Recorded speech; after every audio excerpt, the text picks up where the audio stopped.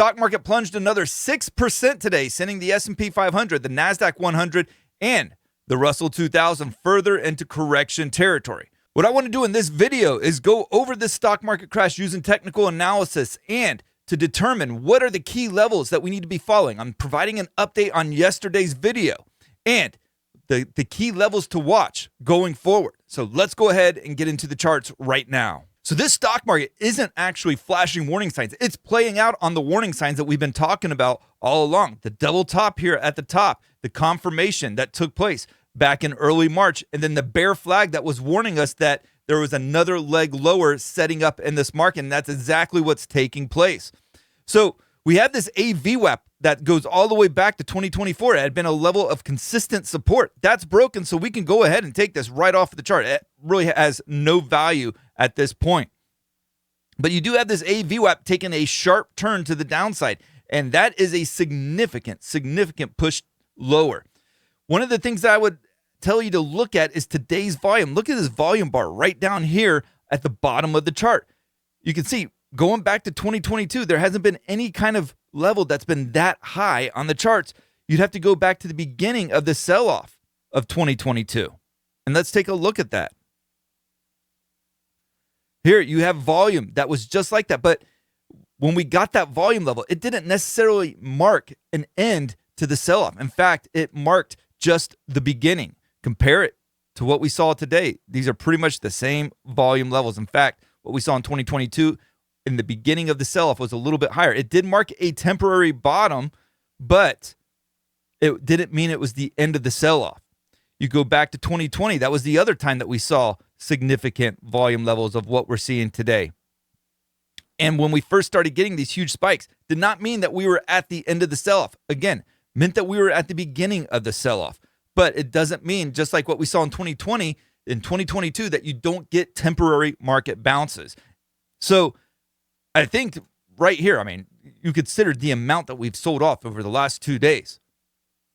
Yes, we are setting up for a market bounce, but what you don't want to do is be that person that tries to determine where it's at. Let everybody else figure out where the market bottom is. And then when that bottom is in place and when we start to bounce, then to try to play that momentum. But you can't take it for granted because like what we've seen before, these dead cat bounces, these counter market rallies, they can be ferocious to the upside and provide some really good opportunities to swing trade it long. But what you don't want to do is to believe that the market bottom is definitely in and that it's going right back up to all-time highs, because more times than not, it is a false rally or a counter rally that's only going to last for just a little while.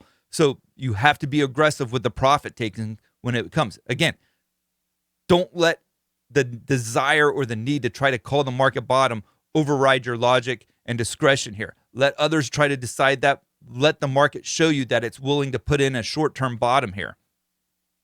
So what do we have to watch going forward? There's a lot of key support levels. Obviously, this one here did not hold. It broke right through it. And it did so via a gap lower.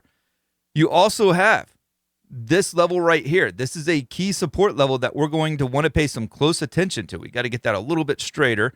But yeah, this is a key level right here for the bulls. They have to hold this 495 level. And that's in conjunction with this rising trend line that goes back to 2022's lows. So you can see where these two levels are going to play a critical role in the days that follow next week. So again, that 495 level, like I talked about in the video yesterday, I do think this is a critical level. It would not surprise me if we see this level get tested first before there's any chance at a temporary bottom. Now, one of the things that I do keep finding a little bit interesting to me is that for whatever reason, I never got rid of these gaps on the chart. And I'll zoom in on them so you can see them a little bit better. These are gaps from late 2023. And oftentimes, for anybody who's been a trader for any length of time, these gaps do get filled at some point.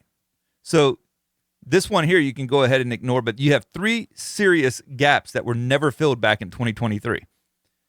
You fast forward to the current day here.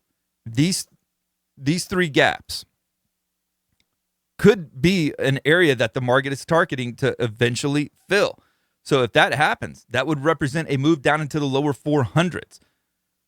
As I talk about in other videos, not something to get worked up about right now until we get a little bit closer. Right now, what we want to see is, does these two support levels hold? If they don't hold, that doesn't mean that technical analysis doesn't work. What technical analysis is a roadmap. It tells you, okay, this is some key support level. Did it hold? Okay, if it did hold, what does that tell us? It tells us that there's a bounce that's trying to get underway. If it doesn't hold, what does that tell you? It means that the buyers were overwhelmed, that the sellers are that strong that it's sending price even lower.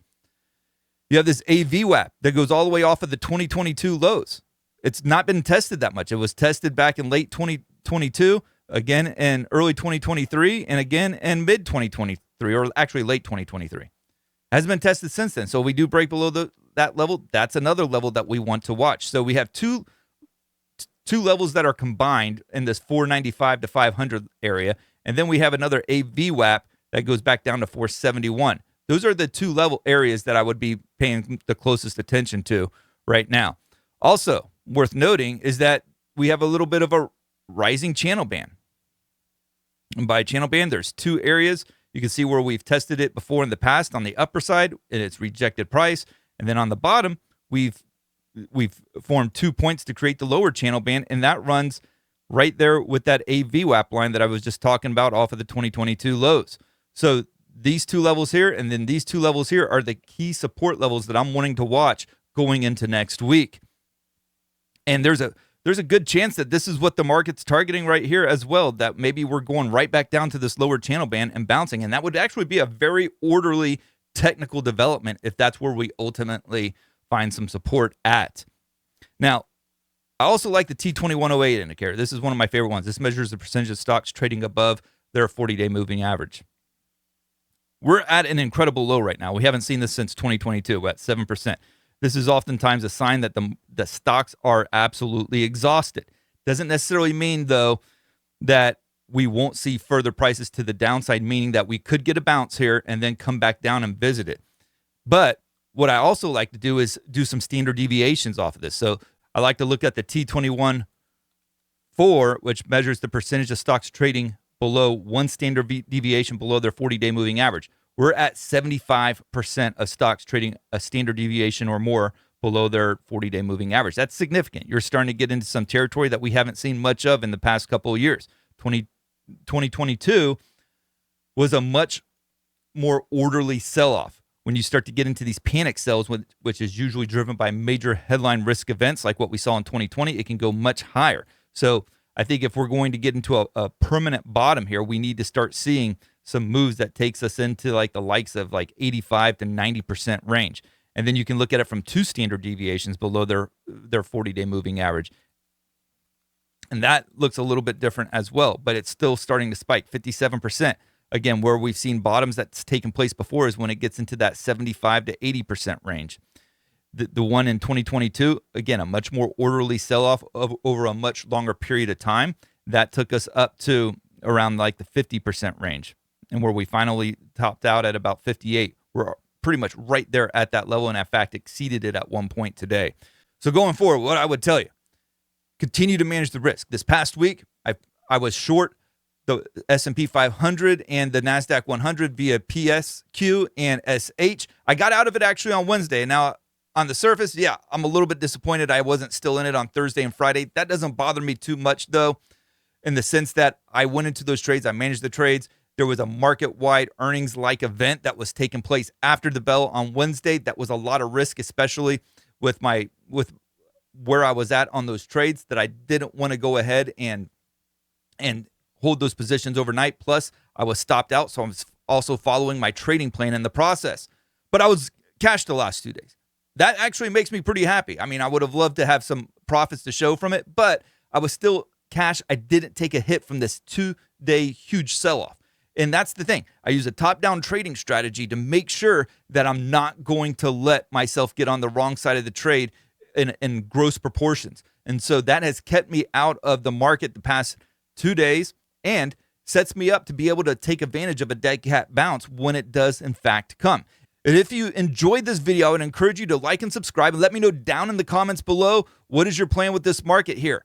Did you try to buy the dip yesterday and are you regretting it today? Or are you in cash and just waiting for better prices? Do you think that there's actually more downside to this market? Let me know in the comments below.